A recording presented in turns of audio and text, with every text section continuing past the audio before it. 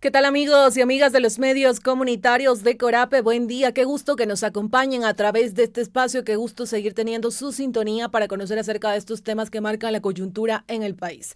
Comentarles que en este momento en la entrevista del día nos acompaña Decio Machado, él es consultor político y junto a él vamos a hacer un análisis postelectoral. Así que de inmediato lo saludamos. Señor Machado, qué gusto tenerlo en Corape. Buen día, bienvenido. Buen día, gracias por la invitación. Un saludo a todo el equipo y a la audiencia. Gracias por acompañarnos. Señor Machado, Daniel Noboa y Luisa González disputarán la presidencia del país en una segunda vuelta prevista para abril. Así lo reafirman los resultados que avanzan hasta el momento en la página del Consejo Nacional Electoral, cuando ya se tiene más del 95% de actas válidas. ¿Cómo ve usted estos resultados? Hemos asistido a una, está muy dicho ya, es decir, a una polarización absoluta del tablero del escenario electoral. Teníamos 16 candidaturas en liza, esto se ha resuelto desde el principio de la campaña entre dos candidaturas y había un segundo estadio intermedio en el que había que ver qué candidaturas se posicionaban y hemos visto que la que se ha posicionado es la del Pachacuti, en este caso la de Leonidas Issa con algo más del 5% y por debajo, poco más del 2%, la de Andrea González, que es del Partido Sociedad Patriótica. Me parece que a partir de ahí todo lo demás, digamos, está cuestionado dentro del ecosistema político nacional, ¿no? Es decir, candidaturas que no alcanzaban más del 1,7, incluso algunas ni siquiera el 1%. Por lo tanto, yo creo que ahí hay una reflexión que hacer, y es la necesidad de alguna forma regular esto. Esto es un pendiente que tiene el Consejo Nacional Electoral con la ciudadanía ecuatoriana desde hace muchos años, ¿no?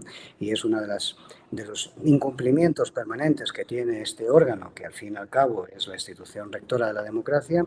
Y por otro lado, lo que yo creo es que de alguna forma lo que ha marcado es una cancha bipartidista en principio, digamos por lo menos desde las alturas, para un nuevo periodo. Y tiene que ver con este conflicto que además podríamos definir como izquierda-derecha, pese a que aquí se hable de correísmo, anticorreísmo, y al mismo tiempo también, de alguna forma, una disputa por quién es el interlocutor, digamos, de la sociedad en este momento. Me parece que hay un elemento muy interesante ahí, por terminar esta primera idea, que es la composición de la Asamblea Nacional. Todavía está en discusión los últimos curules, curul arriba, curul abajo, pero lo que nos encontramos es que el 80% de esa asamblea va a estar repartida entre estas dos organizaciones políticas, estos dos bloques, ADN y la Revolución Ciudadana, y lo que va a quedar es un 20% o algo menos del 20%, digamos, de curules que se van a distribuir en diferentes fuerzas políticas, lo que significa que, de alguna forma, parece que en los próximos años posiblemente asistamos, digamos, a una recomposición del ecosistema político nacional. Es decir, parece como muy difícil que haya organizaciones que hoy han corrido en esta campaña electoral, que han tenido estos resultados tan, digamos, escasos y que esto se pueda mantener mucho en el tiempo. Entonces me parece que organizaciones como Suma, Avanza, en fin, todo este tipo de organizaciones así que son amplias, es decir, posiblemente estemos asistiendo a una lógica de extinción de estas y ya veremos si se construye algo nuevo o simplemente se achica este ecosistema político nacional, ¿no? Y precisamente usted acaba de mencionar algo muy importante que yo le iba a consultar acerca de estas organizaciones políticas en donde sus candidatos ni siquiera llegaron al 1%.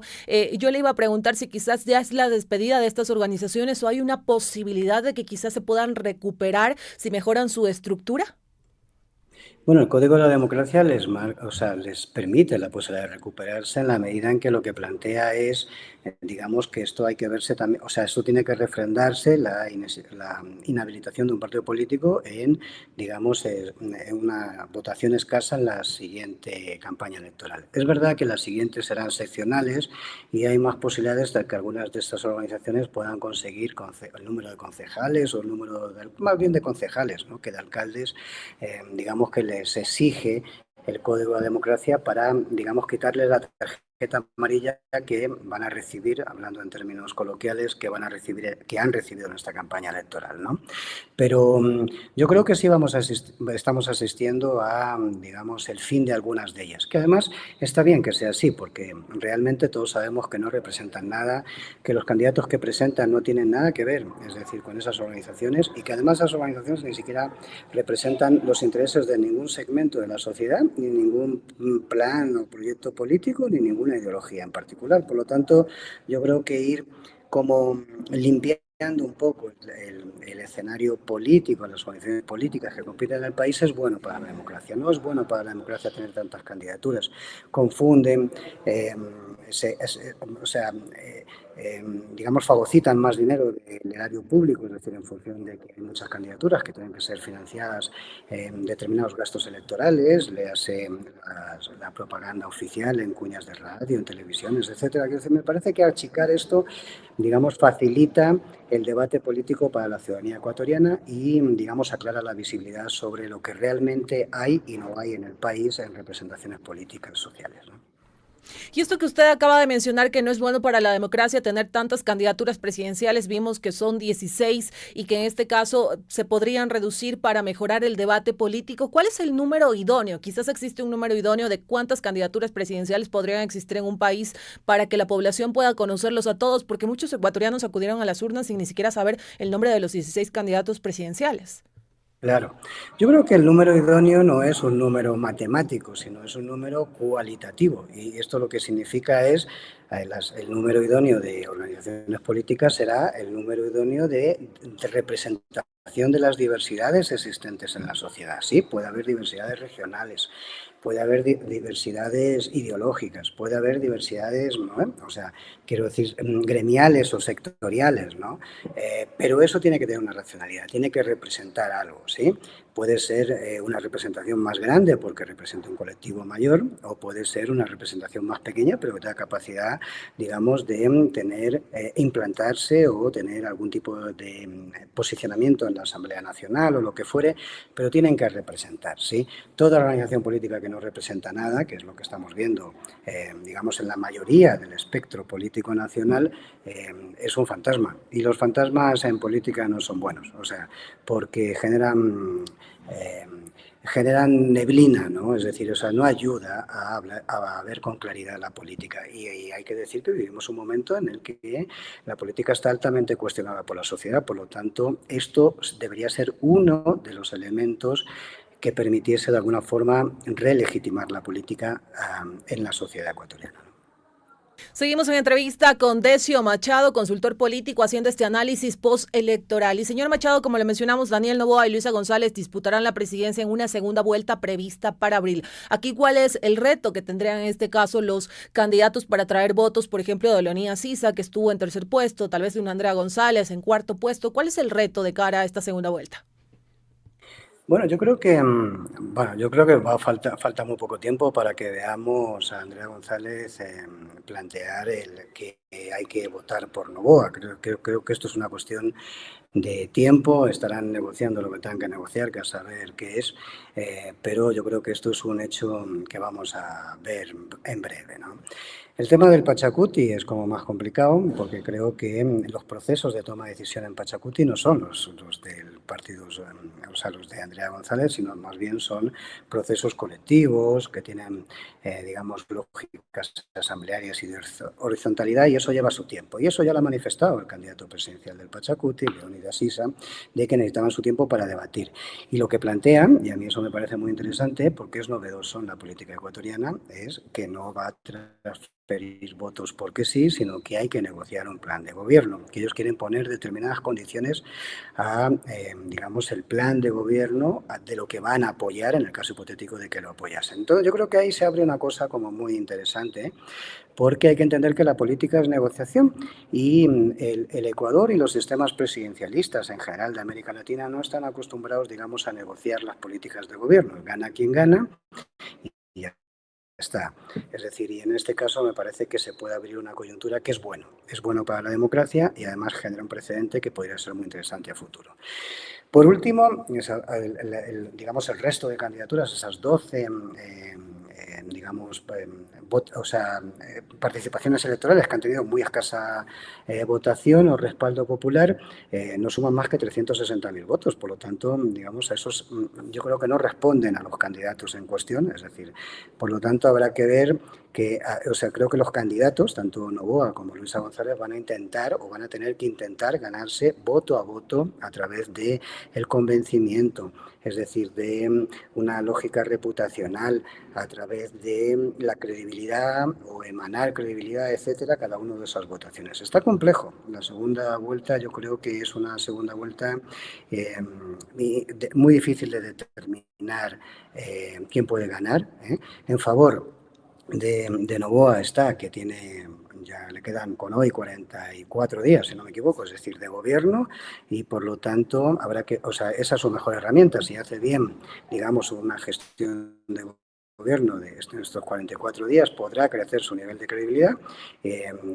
También se va a ver sometido a presiones, evidentemente, en esa gestión. Ya vimos ayer un comunicado de los municipios y de las prefecturas planteándole que tenían que pagar, es decir, lo que les deben a los gobiernos locales. Esto significa que va a recibir presiones también durante estos 40 y tantos días. Pero habrá que ver cómo se desenvuelve ahí Novoa. Y por el lado de Luisa González, me parece que la lógica es, evidentemente, generar una expectativa diferente, que es lo que ya hicieron en la primera vuelta, digamos, convenciendo a, digamos, toda esta gran parte del electorado que entiende que no ha habido resultados positivos durante estos 14 meses de gestión de Novoa y que, por lo tanto, hace falta una alternativa diferente, más allá del posicionamiento ideológico que pueda tener la Revolución Ciudadana o, digamos, la candidata a presidenta. Señor Machado, y ya para ir entrando a los minutos finales de esta entrevista, también algo que quería consultarle es cómo analiza usted que los políticos, sobre todo estos dos candidatos que pasaron a segunda vuelta, Luisa González y Daniel Noboa, tomaron estos resultados de esta primera vuelta. Bueno, yo creo que fue evidente, ¿no? Lo vimos en la noche del domingo, ¿no? Mientras Luisa González apareció ya avanzada la tarde-noche, es decir, para dar un discurso de victoria, para plantear además lógicas de, digamos, reagrupamiento, es decir, de un frente común. Incluso mentó a otras candidaturas, como la de Leonida Sisa en su propio discurso, mentó a otros candidatos en su propio discurso, que era un discurso de victoria, como digo, de ampliación, digamos, de diálogos, de armar alianzas con otras organizaciones sociales y políticas. Lo que nos encontramos por parte del presidente de la República, que se supone que es el que, al menos hasta ahora, el conteo da como ganador por unos poquitos, habrá que ver cómo termina esto, ¿no? Pero lo que nos encontramos es que ni siquiera apareció, digamos, en la rueda de prensa que tenía preparada y mandó a su casa a sus seguidores que estaban reunidos en el Hotel Le Parc. Por lo tanto, yo creo que esto define claramente cuál es el estado anímico de una y otra candidatura en este momento. Me parece que el presidente de la República se siente derrotado, aunque pueda haber ganado por unas décimas esta primera vuelta.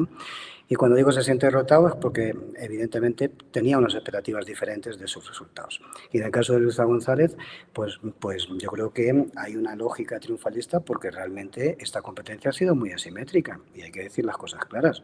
El presidente de la República violó la normativa electoral, es decir, no pidió licencia en su cargo y utilizó patrimonio estatal y erario público en favor de su candidatura. Quiero decir con esto de que los vehículos que se movilizaron en muchas ocasiones eran vehículos, digamos, del Ministerio de Salud, de otros espacios que son erario, o sea, que son patrimonio público. Precisamente si la ley marca que tienes que tener licencia es precisamente para que no pasen este tipo de cosas. Eso pasó y además de pasar eso, la gasolina que le echaron es con, digamos, el erario público, con la plata de los ecuatorianos. Por lo tanto, yo creo que esto marcó asimetrías en la campaña y por eso también, digamos, tanto el correísmo como yo creo que también la candidatura del Pachacuti tienen una visión, digamos, triunfalista porque era una pelea entre David y Goliat. Y aquí David, pese a haber posiblemente ganado con unas décimas, se siente derrotado porque a pesar de todo ese músculo no pudieron imponer una lógica, digamos, de una diferencia que les permitiese, si no ganar en primera vuelta, al menos posicionarse claramente como los principales, los favoritos en segunda vuelta. Ahora mismo no lo son, ¿no? Perfecto, señor Machado, le agradecemos por este interesante análisis que ha hecho de este escenario postelectoral en nuestro país. Gracias por acompañarnos, que tenga un excelente resto del día. Muchas gracias a ustedes por la invitación. Que pase bien, amigos y amigas. Sigan en sintonía de la red informativa de Corape a nivel nacional.